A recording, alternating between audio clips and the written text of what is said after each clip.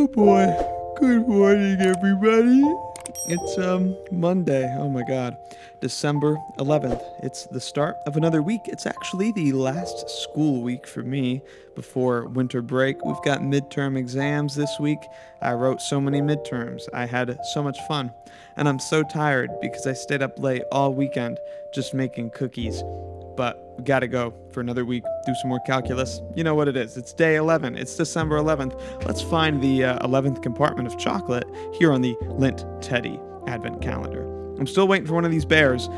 There it is, number 11. I've just spotted it. It's up here. Awful voice crack. You know, it's what happens when you record this early in the morning. 11, right there, okay? So I'm going to put today's AP Calculus free response question on screen now. You can give it a read while I crack into this compartment. Today's problem is a pretty straightforward derivative problem. We got some ln x. We'll take some derivatives.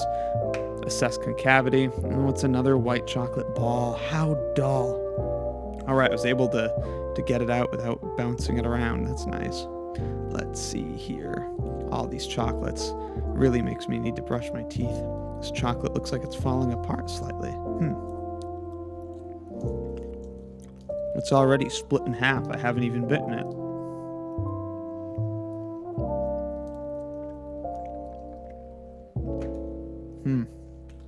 Darn. Man, those chocolates are so good.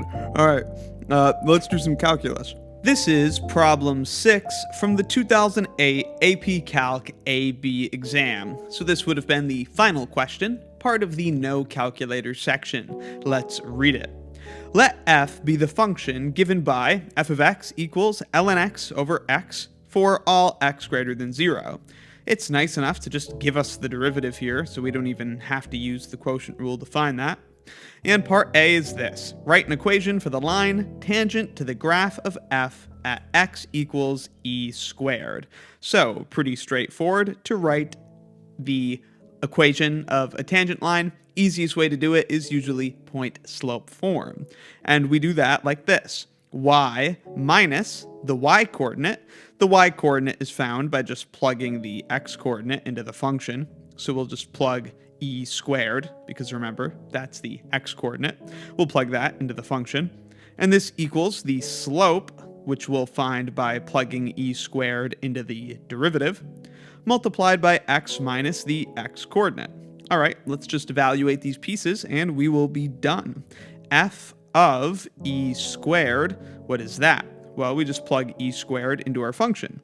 So it's ln of e squared divided by e squared. Natural log of e squared is just 2 because ln and e cancel out, so this is just 2 over e squared. As for the derivative, f prime of e squared, which is going to give us our slope, we've got to plug e squared into this. Now, same thing, ln of e squared is just 2, so this is going to be 1 minus 2 in the numerator, which is negative 1, divided by e squared squared, which is e to the 4 in the denominator. So this is negative 1 over e to the 4. All right, now having evaluated the pieces, our tangent line equation in point-slope form is y minus the y-coordinate, which we found to be 2 over e squared, equals the slope, which we found to be negative 1 over e to the 4, multiplied by x minus the x-coordinate. The x-coordinate, of course, is e squared. And that is part A. Moving on then to part B. Find the x-coordinate of the critical point of f. So the wording suggests there is one critical point, and we have to find its x-coordinate. Determine whether this point is a relative minimum, a relative maximum, or neither for the function, and justify our answer. We can determine if the critical point is the location of a maximum or minimum by seeing if the derivative switches sign, and if so, how it switches sign. So let's get into this. This is part B. The first part of the question is to find the x-coordinate of the critical point of the function. The critical point of a function is where the derivative either doesn't exist or is equal to 0.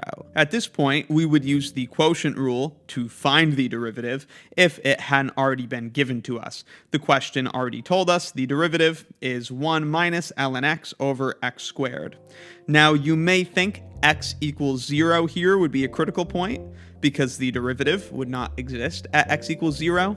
But in fact, that's not a critical point because x equals 0 isn't even in the domain of the function. The function isn't defined at x equals 0, so this would not be a critical point. So then, what is a critical point of this function? Well, we've got to see where the derivative equals 0. The derivative is going to equal 0 when 1 minus ln x is equal to 0. This, of course, means that 1 equals ln x, and the natural log of what is equal to 1? Well, that, of course, is just e. This means that e must equal x. Then the question is this the location, this critical point, is this the location of a maximum or a minimum or neither? We have to think about what happens to our derivative as we pass from x being less than e to being greater than e. Well, let's think about this. When x is less than e, we know that the natural log of x has to be less than 1. The natural log is going to be less than 1 because you need to raise e to fractional powers to get something that's less than e. And if ln x is less than 1 in this case, then 1 minus ln x is positive. So we could say to the left of e, the derivative is positive. Now what happens to the right of e when x is greater than e? When x is greater than e, of course, ln x is greater than 1, because e needs to be raised to powers bigger than 1 to get something bigger than e. And if ln x is greater than 1, then 1 minus ln x is going to be less than 0. I should point out we're only discussing the numerator because x squared is always positive, so will have no effect on the sign of the derivative. So yes, the derivative does switch signs when x equals e. How does it switch signs? Well, to the left of e, the derivative is positive, so our function is increasing. And then to the right of e, the derivative is negative. It is decreasing. Thus, at x equals e, we have a maximum. The derivative goes from positive, so an increasing function, to negative, so the function is decreasing. Sorry, I just hit the mic. And there our reasoning is written out. F of x has a relative maximum at x equals e, the critical point, because f prime of x, the derivative, switches from positive to negative at that point. Let's move on then to part C. The graph of the function f has exactly one point of inflection. Find the x-coordinate of this point. A point of inflection, you should recall, is a point where a function changes concavity, which means its second derivative switches signs. So for part C, we're going to have to find the second derivative, and perhaps this is why they gave us the first derivative. There's no need to test our knowledge of the quotient rule twice. We'll have to use the quotient rule once in order to get the derivative of the derivative, so we can find the second derivative and see if there are any points of inflection. Or in fact, we know there is a point of inflection, we just have to find it. Because we're looking for where this second derivative switches signs, and in order for it to switch signs, it's gonna have to pass 0. So this is a lot like finding critical points and using that first derivative. Okay. Since the first derivative we know is 1 minus ln x over x squared, it's pretty straightforward to apply the quotient rule to find the second derivative. You have to start with u prime v, the derivative of the numerator times the denominator. The derivative of the numerator is just minus 1 over x, so we'll have minus 1 over x. That's the derivative of the numerator, and then we have to multiply by the denominator, so multiply by x squared. And then subtract v prime u, the derivative of the denominator, multiplied by the numerator. The derivative of the denominator is 2x, and the numerator is 1 minus ln x. Alright, so that is the numerator based on the quotient rule, and of course all of this is over v squared, the denominator squared. and x squared squared is x to the 4. So that is our second derivative. And then we're just doing some simplification. Negative 2x times negative ln x is positive 2x ln x. So move that to the front. Then we have minus 2x right here. And over here, a factor of x cancels out. This is actually just minus x. So between the minus 2x and the minus x, we have minus 3x. And of course, x to the 4 is still in the denominator.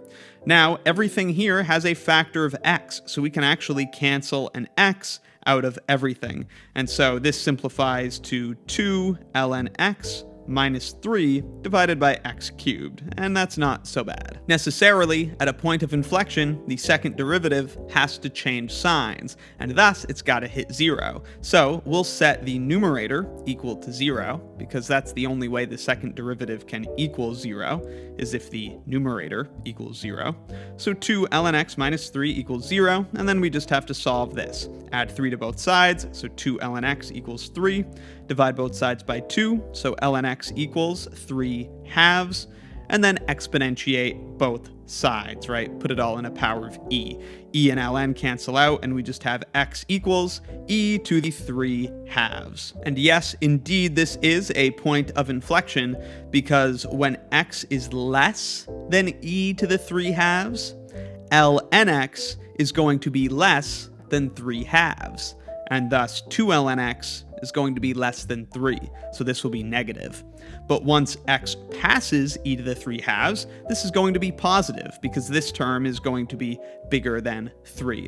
Of course, the x cubed here doesn't affect anything, because when x is close to e to the 3 halves, x is positive, and so x cubed is also positive. This is the location of our 1 point of inflection where the concavity switches. Finally, on to part D, we are asked to find the limit of f of x, the limit of this function, as x approaches 0 from the right. We of course can approach 0 from the left because the natural log is not defined for negative values. We'll also not be able to just plug 0 in because log's not defined at x equals 0, and we can't divide by 0 either. And maybe we can sneak part D in right here. Here's part D, the limit as x approaches 0 from the right of our function, and our function is ln x over x. This is actually pretty straightforward. Let's just think about what happens here. If we approach 0 from the right on the natural log of x, the natural log, you could sketch it real quick, it veers off to negative infinity as x approaches 0 from the right. And x, of course, is just a line. It's looking like that as we approach 0 from the right. So we're dividing by these small positive numbers, and the numerator is massive negative numbers. So this is definitely negative infinity. Again, that's because as we approach 0 from the right on the natural log, we get really big negative numbers. You need to raise e to really big negative powers in order to get really small positive numbers, those numbers that are close to 0. Meanwhile, we're dividing these massive negative numbers by very small positive numbers in the denominator, which only makes them bigger, but doesn't change their sign. So the limit is negative infinity, and according to the AP College Board scoring guidelines for this question, you could also simply say that the limit does not exist, because going to negative infinity is just a special type of not existing. And that completes our solution to the final question from the 2008 AP Calc AB Exam. Be sure to check out the rest of the Advent calendar for your response questions. There's a link in the description and the pinned comment, so you can check out the playlist if you've missed those previous episodes. And of course, I'll see you tomorrow. We're still going every day until Christmas with more calculus. Thanks a lot for watching.